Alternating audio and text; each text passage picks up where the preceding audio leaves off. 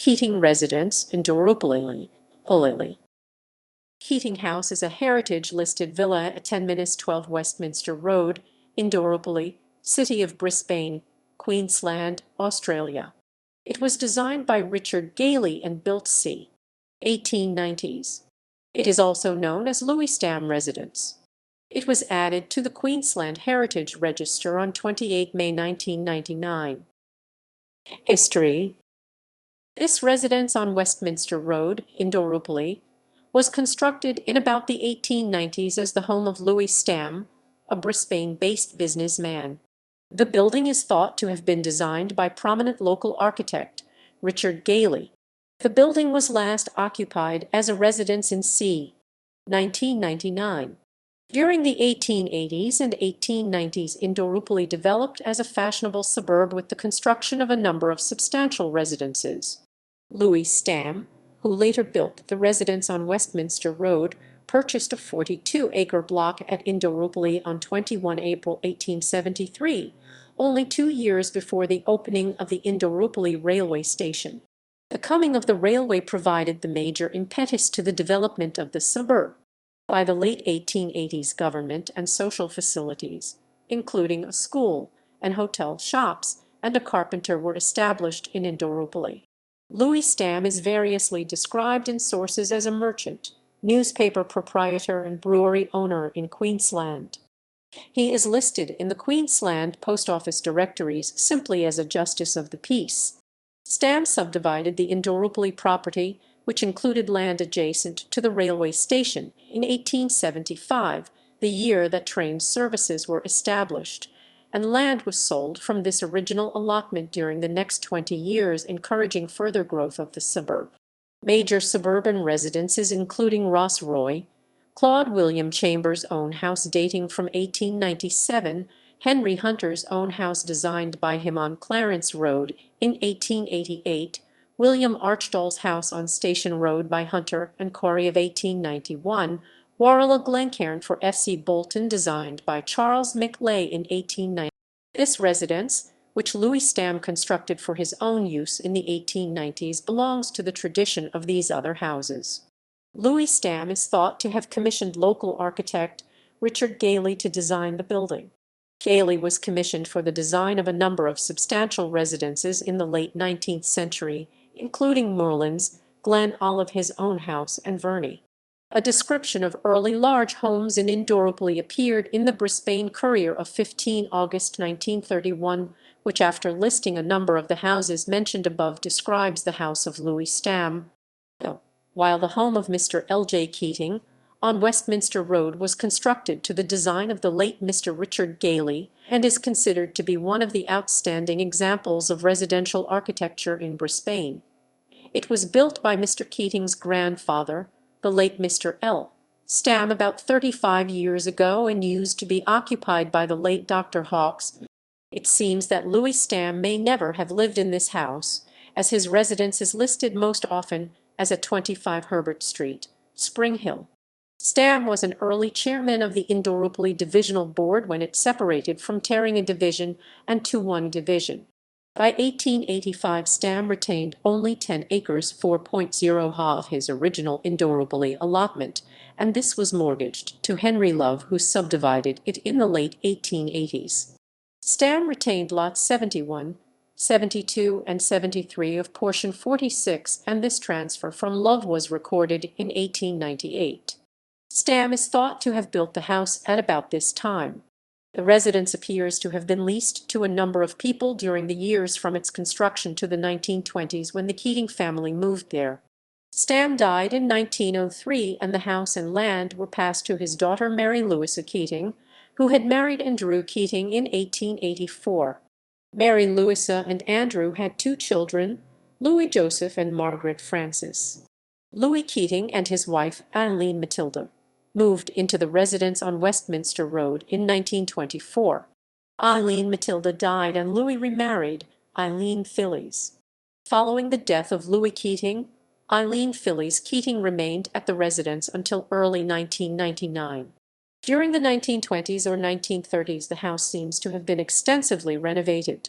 Much of the interior fittings and finishing of the present building particularly on the ground floor, along with some external detailing, appear to date from this period rather than from the late 1900s from which the shell of the house dates.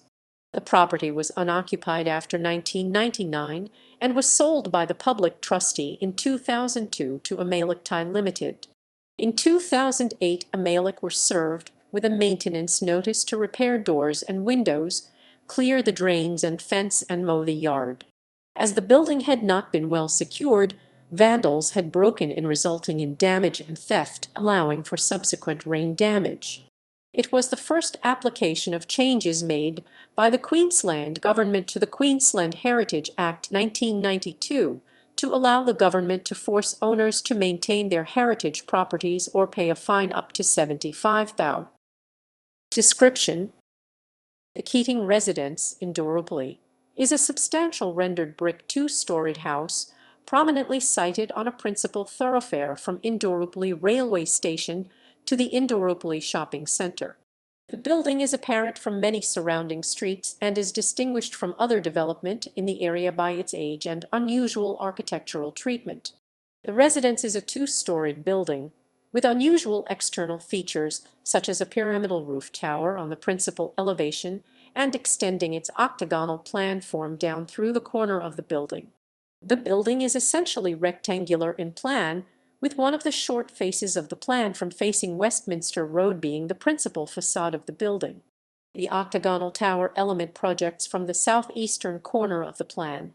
The building has a complex roof structure, dominated by the tower element, which is higher than the other roof elements.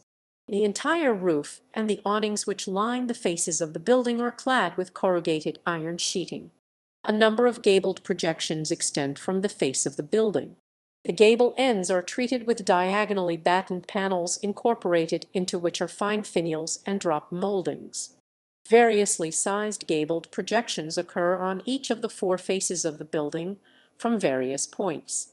This asymmetrical massing contributes to the overall picturesqueness of the structure.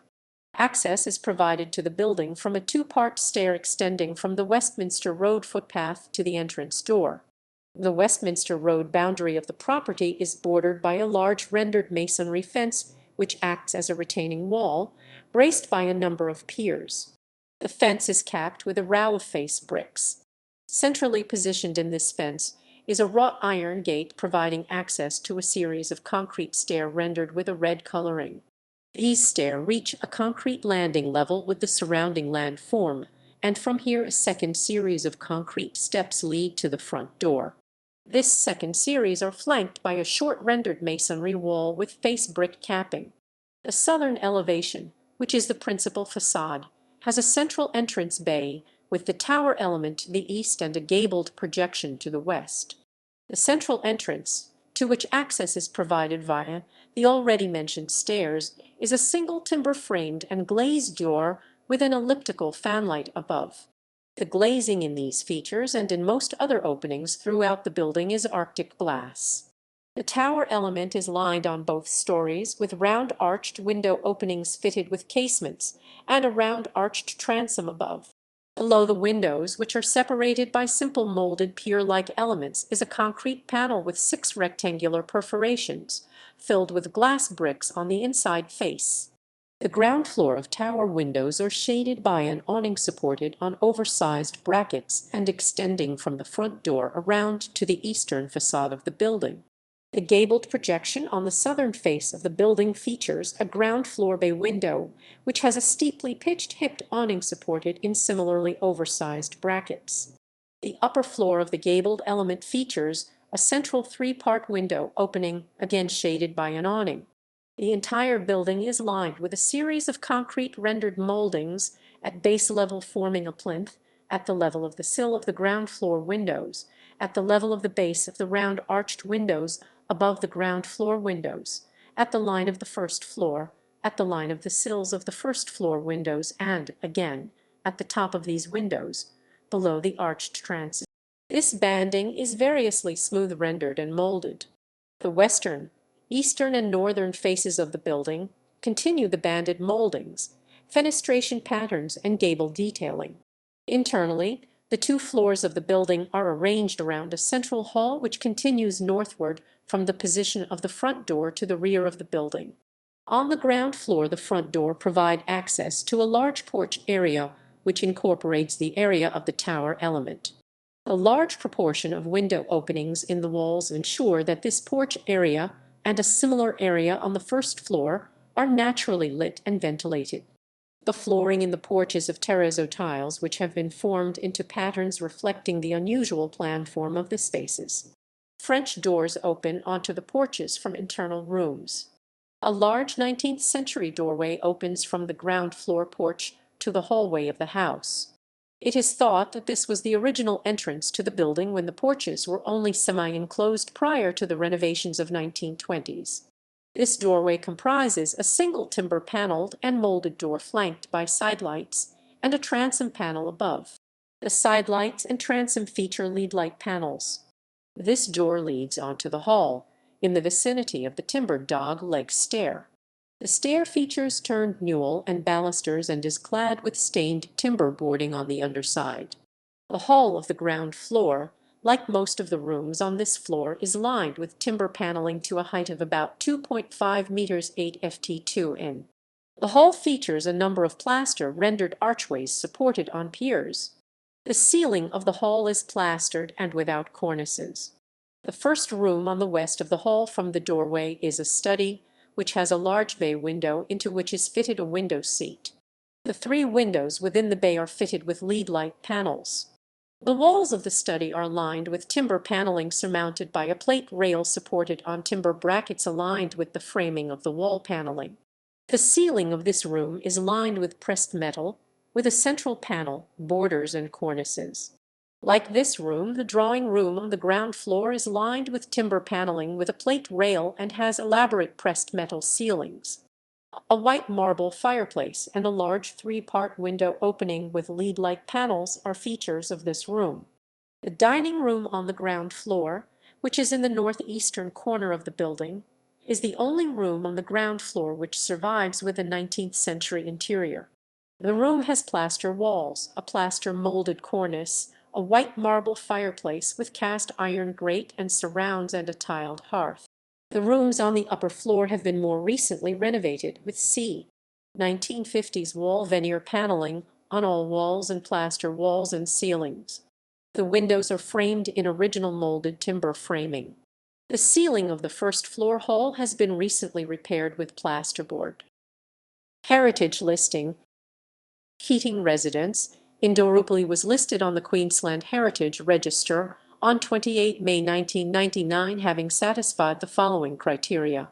The place is important in demonstrating the evolution or pattern of Queensland's history. The residence at 10-12 Westminster Road was constructed in the late 1890s and demonstrates the development of Indooroopilly at this time, when a number of substantial, architect-designed residences were built on large allotments. The place is important because of its aesthetic significance. The building is an outstanding example of late 19th century architecture in its picturesque massing, unusual detailing, and garden setting. The interiors of the house are of particular significance, with intact fittings and fixtures dating from the 1920s. In particular, the timber wall paneling, pressed metal ceilings, carpeting, fixed furnishing, and other fittings on the ground floor of the residence are of particular interest. The place has a strong or special association with a particular community or cultural group for social, cultural, or spiritual reasons. The residence has aesthetic and social value as a local landmark. The building is prominently sited on a principal thoroughfare and is distinguished by its unusual architectural treatment and age from the surrounding development.